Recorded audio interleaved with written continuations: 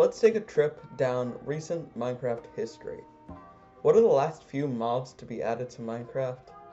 Goats, axolotls, glow squids, bees, foxes, cats, pandas, and pillagers. One thing these all have in common, they're all realistic, at least to some degree. Even glow squids exist in the bottom of our real oceans. The one thing I didn't mention, the Nether update, adding hoglins, piglins, striders, and variants of all of those. So out of the last 4 updates, over the span of 2.5 years, only one has focused on fantasy elements in the game. In fact, since the Microsoft takeover in the Minecon Live era, the game has been more focused on realism. The reason? Let's see.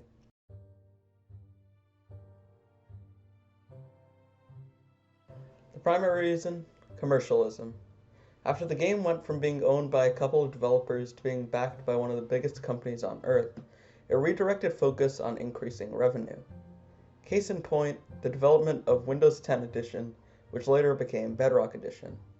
This version cost as much as the original Java Edition and is a lot more limited. However, it's cross-platform, which increases sales of the game, especially on the mobile edition. According to Sensor Tower, Minecraft's mobile revenue doubled from $55 million to $110 million from 2015 to 2018, which makes sense since it's the most accessible platform. In addition, they added the Minecraft shop and microtransactions, features that have, thankfully, not found their way to Java Edition. But back to mobs. How are more realistic ones more commercially appealing?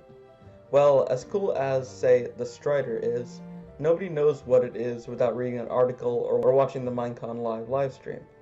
The fox, or the cat, is instantly recognizable to the casual player and would engage them to play the game more. And of course, axolotls are just so cute.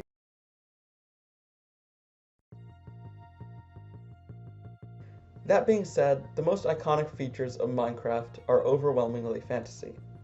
The creeper is probably the most recognizable one, not to mention zombies and everything to do with the end. After a decade of creativity, the developers seem to be treading on thin ice when it comes to adding elements, citing concerns about influence over their user base. Take for example the shark debacle. During the update aquatic cycle, a commonly wanted mob was sharks. They're the most iconic fish, and the oceans did not have a major hostile mob outside of monuments at the time, and besides drowned, that's still the case. Naturally, people demanded the shark, but the developers came out and confirmed they would never add the shark for the following reasons. First of all, sharks are dangerous, and they didn't want people finding sharks in the real world, going out looking for them because they saw them in the game. They also didn't want to portray sharks as bloodthirsty monsters and encourage people to kill sharks. Obviously, that logic is flawed in many ways. First of all, the average age of Minecraft players is like 18, which I feel like most people that age are at least aware of the danger sharks pose. And nobody has access to a shark to kill or to fight in the first place. It's just ridiculous. But regardless, this is also the reason why you can't ride dolphins, but instead get the speed boost when near them. This would have been fine if they didn't add dozens of absolutely useless mobs instead of these. Of the ones I listed in the beginning, goats, axolotls, glow squids, foxes, and pandas are basically useless. They have a few drops, and the goat hasn't actually been fully implemented yet, but they are in general useless. While they're cute and good for world building, these are just vessels for commercial appeal, especially the panda. Pandas were added in the game for the Chinese version of the game and exist solely to sell copies there. In fairness, the next update will contain some cool fantasy features. The deep dark, almost a 4th dimension is being added, with sculpt blocks which respond to sound and an unbeatable mob in the form of the Warden. These ancient cities are cool, but I feel like there are some creative solutions to add cooler mobs to the game. Full disclosure, a few of these ideas are my own, but many are from the Minecraft Suggestions Reddit, and I'll link them below.